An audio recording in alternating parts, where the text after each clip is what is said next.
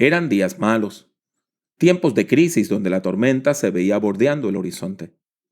Israel, el reino del norte, compuesto por 10 tribus hebreas, había caído en las manos de los asirios. Los ejércitos extranjeros habían arrasado la ciudad, asesinado a los hombres, jóvenes y adultos, y violado a las mujeres. De Israel ya no quedaba nada. Pasados casi 100 años, los ejércitos babilonios acechaban al reino de Judá. La pregunta era, ¿pasará aquí lo que pasó allá? ¿Caerá Jerusalén como cayó Samaria?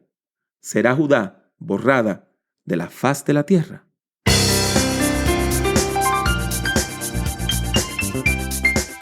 Les habla Pablo Jiménez, exhortándole a que prediquemos.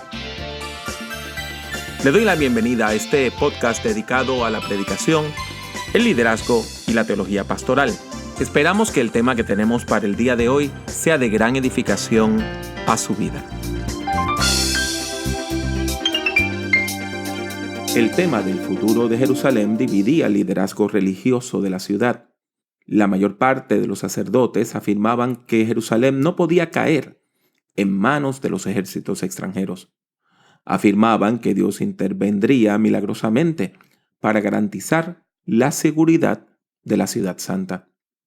Sin embargo, el profeta Jeremías tenía una visión distinta. Afirmaba que Dios había entregado la ciudad en las manos de los invasores extranjeros, debido a los muchos pecados de la comunidad. Acusaba a los reyes y a las familias de los poderosos de haber violado el pacto con Dios, robando al pueblo inocente. También acusaba al pueblo de haber caído en el pecado de la idolatría, adorando a divinidades falsas, las divinidades que adoraban los pueblos extranjeros. Las palabras de Jeremías eran muy duras. Anunció que los ejércitos extranjeros invadirían Jerusalén. Del norte se soltará el mal sobre todos los moradores de esta tierra, porque yo convoco a todas las familias de los reinos del norte, dice Jehová. Vendrán y pondrán cada uno su campamento a la entrada de las puertas de Jerusalén, junto a todos sus muros en derredor y contra todas las ciudades de Judá. Eso se encuentra en los versículos 14 y 15 del primer capítulo de Jeremías. Y sobre la idolatría del pueblo, el profeta decía lo siguiente en el capítulo 5, versículos del 7 al 11. ¿Cómo te he de perdonar por esto? Tus hijos me dejaron y juraron por lo que no es Dios. Los sacié y fallaron, y en casa de prostitutas se juntaron en compañías. Como caballos bien alimentados, cada cual relinchaba tras la mujer de su prójimo. ¿No había de castigar esto, dice Jehová?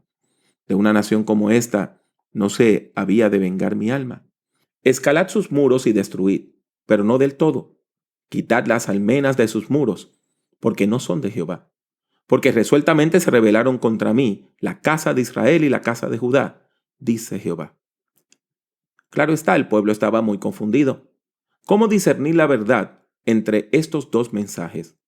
Los profetas de la corte del rey decían que Jerusalén no podía caer, pero Jeremías anunciaba juicio, diciendo, no confíen en esos que los engañan diciendo, aquí está el templo del Señor, aquí está el templo del Señor.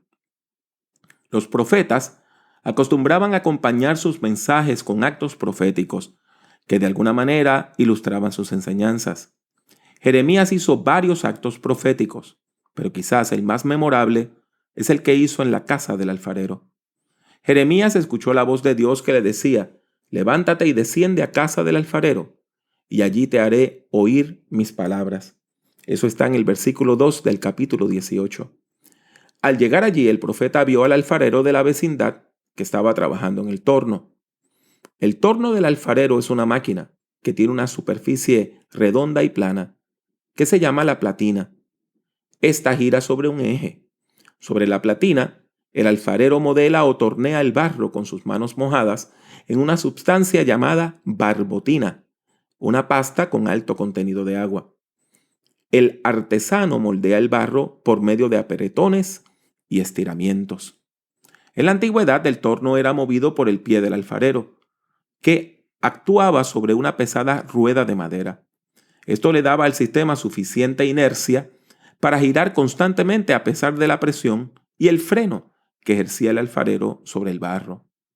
Mientras el profeta veía al alfarero trabajar, notó que la vasija le estaba saliendo mal. Entonces, usando el mismo barro, el alfarero unió la masa y volvió a empezar. Esta vez la vasija quedó bien y el alfarero pudo colocarla en el horno. En ese momento Dios volvió a hablarle al profeta diciendo: ¿No podré yo hacer con vosotros como con este alfarero, casa de Israel? Dice Jehová. Como el barro en manos del alfarero, así sois vosotros en mis manos, casa de Israel. Ese día el pueblo de Judá comprendió el mensaje que Dios le había dado a Jeremías. Dios no deseaba destruir a su pueblo. Del mismo modo que el alfarero podía hacer otra vasija de la misma masa del barro, Dios quería darle una nueva forma a su pueblo. Como el alfarero no desecha el barro, Dios no deseaba desechar a su pueblo. Dios desea que su pueblo comprenda que ha pecado y que arrepentido regrese a la comunión con Dios. Dios no desea destruir a su pueblo, como tampoco desea sustituirlo por otro pueblo. Dios desea darnos una nueva forma, un nuevo camino, un nuevo futuro. Lamentablemente, el pueblo de Judá no cambió a tiempo sus caminos y terminó oprimido por los babilonios. El liderazgo político, cívico y religioso fue deportado a Babilonia, donde fue encarcelado en campos de concentración. El liderazgo militar fue asesinado. Pasaron varias décadas antes que el pueblo judío pudiera volver a su tierra. Y lamentablemente, muchas personas hoy leen este pasaje como una pieza arqueológica. Lo ven como una reliquia del pasado que habla de las tribulaciones del antiguo pueblo de Israel. No piensan que tiene pertinencia alguna para sus vidas. Pero yo les propongo otro camino. Leamos este pasaje bíblico como lo que es: palabra de Dios para nosotros hoy. Dios nos dice que debemos mejorar nuestros caminos y nuestras obras si queremos un futuro de paz y prosperidad. Por mucho tiempo nos hemos amparado en varios conceptos pensando que estamos protegidos y que a nosotros nada malo nos puede pasar. Sin embargo, estamos viendo cada vez más desastres en nuestros países. Así que basta ya. Basta ya de usar el nombre de Dios en vano para justificar nuestros excesos. La corrupción tiene un precio muy alto. La crisis de valores que carcome nuestro pueblo nos está matando a plazos cómodos. Si no cambiamos nuestros caminos, enfrentaremos el juicio de Dios. La buena noticia es que el juicio de Dios no destruye, sino que transforma. Dios no quiere destruirte, sino que quiere darte una vida nueva. Dios no quiere destruir a la iglesia, sino que quiere transformarla en una comunidad de fe vibrante que bendiga a toda la comunidad, tanto con sus palabras como con sus obras de misericordias. Dios no quiere destruir al pueblo, sino darle un nuevo futuro. En el nombre del Señor Jesucristo. Amén. Les habla una vez más Pablo Jiménez. Deseo darle las gracias por escuchar este podcast. Si desea escuchar o ver algunas grabaciones adicionales, estas son las opciones.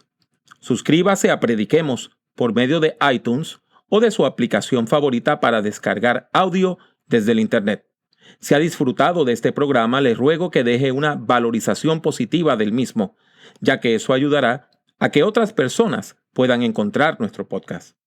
Visite nuestra página en el internet drpablojimenez.com.